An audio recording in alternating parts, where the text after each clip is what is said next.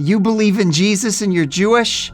If you knew biblical Hebrew, if you only knew the Hebrew Bible, if you could read it in the original language, then you would know that Jesus can't be the Messiah. And that was something I took as a deep challenge. And then my investigation went from a bachelor's degree to a master's degree to a PhD to the beginning of a second PhD. And the more that I studied the Hebrew Bible, the more I studied how the New Testament is reading the Old Testament, the more I realized that Jesus is the Messiah. I grew up in New Jersey, very well aware of our Jewish identity. I do remember that whenever my dad was really, really angry, the worst thing he could ever say was Jesus Christ. My mom started to become more and more spiritual, and she started to read the Bible. She started to read the Old Testament, what we called it, or the Hebrew Bible. She became more and more curious intellectually with Jesus.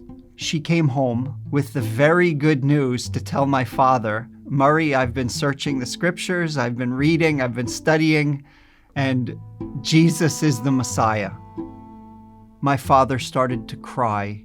He said, I thought I married a Jew. How could you betray our people? How could you do this? Please tell me, why do you believe in Jesus? But please don't show me the New Testament, because of course we knew Christians hate Jews, Christians believe in the New Testament must be anti-Semitic. As she read to him Isaiah 53, my father got very angry. And he stopped her and he said, I told you, Lorraine, I don't want to hear the New Testament. And she stopped and she said, well, Murray, this is our side of the book. This is not the New Testament. This is a prophecy from 700 years before Jesus was born. Well, my father was in shock. Over the next several months, something very strange had happened in our family. So suddenly, up until that point, my mom and dad felt very insistent upon sending me to Hebrew school. They were very clear about our Jewish identity, and now suddenly they start to talk to me about Jesus, and it was very confusing to me. I didn't understand. I thought that my mom and dad had an identity crisis. Something definitely was wrong with them. And I remember them bringing me to a service. My mom and dad decided to go back to the house. I was with my mom's friend Linda in her car. It was a blue Mercedes, and we're driving home, and she says to me, so Seth, when are you going to accept Yeshua as your Messiah? I didn't know quite what to say, but I said, Linda, give me a break. I'm young. I want to live a little. I want to experience life. I want to enjoy. And she looked at me, she said, Seth, did you know that Jesus could come back at any moment now? I said, okay. And now we're on the highway, we're driving. She said, he could come back at any moment. I said, okay, so what?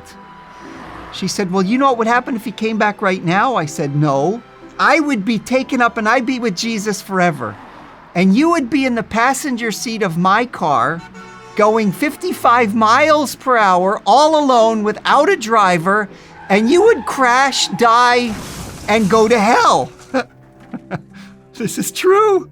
Jesus, don't come back. Jesus, don't come back. Jesus, don't come back. I was bleeding. Don't come back. And so that was when my prayer life began. I had very, very serious childhood asthma. I was on heavy medications. One of the medications I was on was called prednisone. And prednisone was something that deeply affected my moods. It also affected my shape. I remember looking in the mirror, and I was fat. My face was swollen up. It was red. I already believed in my heart of hearts that I was an ugly kid. I was the ugliest kid in my class. And so I grew up seeing myself as ugly. And then with the prednisone, I just remember detesting myself. There's nothing worse in the world than to look at the mirror and see yourself as ugly.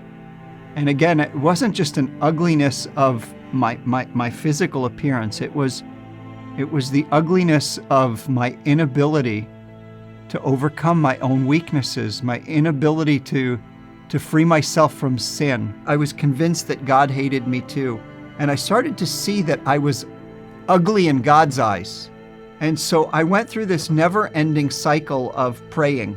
And so it was as if I would be born again, and then born again again, and then born again again, and born again again. And no matter what I did, no matter how I prayed, this dread sense of terror that I was a dirty, rotten sinner, ugly in God's eyes, that God hated me, and that the first chance he was going to send me to hell. And it really scared me, and I had no hope. Several years later, I found myself in this service, and the speaker, he was a pastor, and for whatever reason, he kept looking my way. And it was odd because he didn't know me, and there were a couple hundred people there, and he kept looking at me, and it felt like he was exposing all the things I hope nobody else would see around me, all the things I hated about myself, all the things I believed God hated about me. And so I'm sitting there, and I'm very uncomfortable. And at the end of the service, I just remember him just inviting people to stand up. I stood up, and I looked forward. And it's as if I saw Yeshua waiting for me.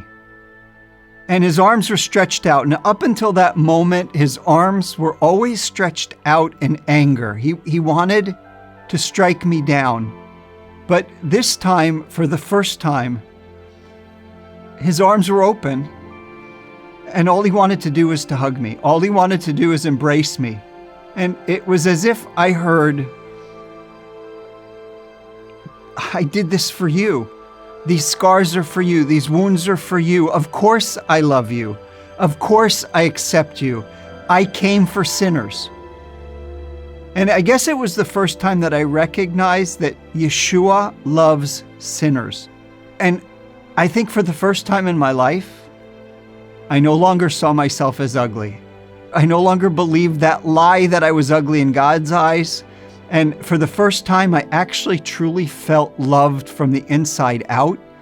And I knew that God loved me. The chains broke. I was new. I was free. Well, as I started to get more and more excited about the fact that I was a new creation, that it was something that God did supernaturally, I wanted to share. And one of the things that started happening is I shared with my family, wait a minute, you believe in Jesus and you're Jewish? This just can't be. And in fact, you're saying that Jesus is the Messiah based on the Old Testament. Who do you think you are? Do you know better than the rabbis? In fact, if you really could read Hebrew, you would know that you're misreading the text, that Jesus couldn't be the Messiah. You're trusting on a Christian translation. I remember thinking to myself, you know what? I have to know biblical Hebrew, and I have to know it really, really well. After I finished my first PhD, I started another PhD in Hebrew Bible here in Israel. I can put all of my intellectual weight on the text itself. And the more that I studied the Hebrew Bible, the more I studied how the New Testament is reading the Old Testament, the more I realized that Jesus is the Messiah. This is true not just on a heart level, not just because I know that God has redeemed me from my sin, not just because I know that He's given me a new life and hope, and that I know that I'm beautiful in His eyes, not because of me, but because of Him. But there's the other side of it, and it's the head side of it, that God calls us as a people to search the Scriptures, to study, to see if in fact Jesus is the Messiah. And I'm convinced with all my heart, to the extent that I've studied all these years, that to understand Moses, to understand the prophets, to understand the writings is, in fact, to see Yeshua, the greatest Jew who ever lived, the Savior of our people and the Savior of the world.